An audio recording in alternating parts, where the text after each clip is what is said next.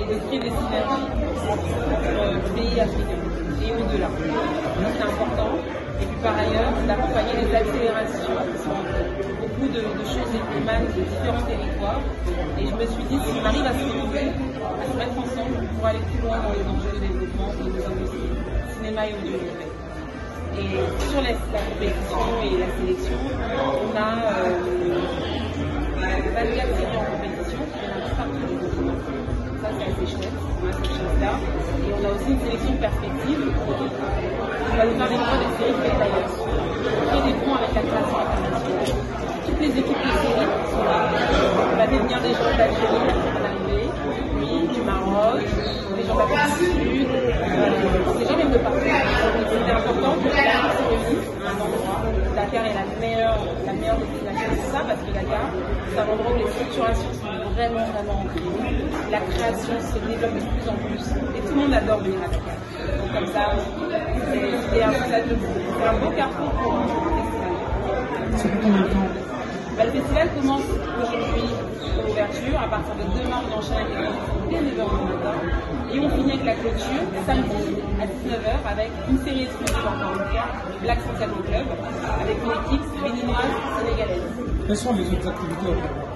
Donc on a un atelier jeu d'acteurs porté par Isaka Sawadogo, Roger Salah et Ludivine Sayé. Donc on aura 15 acteurs sénégalais et d'ailleurs, en tout cas globalement sénégalais, qui vont être formés, accompagnés, coachés sur les méthodes d'acting.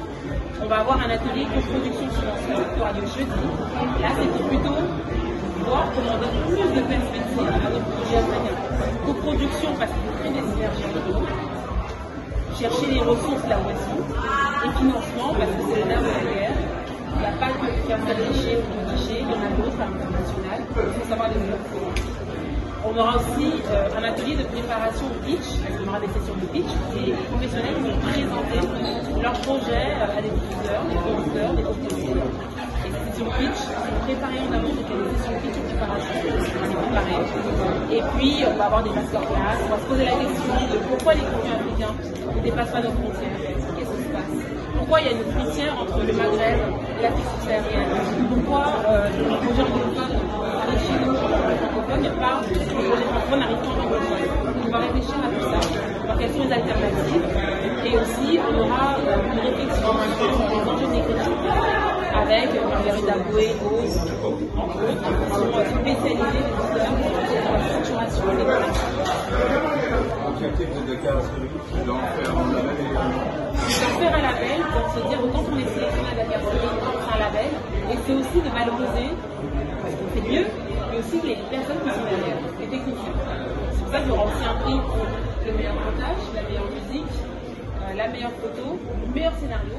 C'est bien que les scénaristes soient valorisés aussi. Comme ça on dira, tel scénariste, tel auteur est le meilleur produit de la série cette année.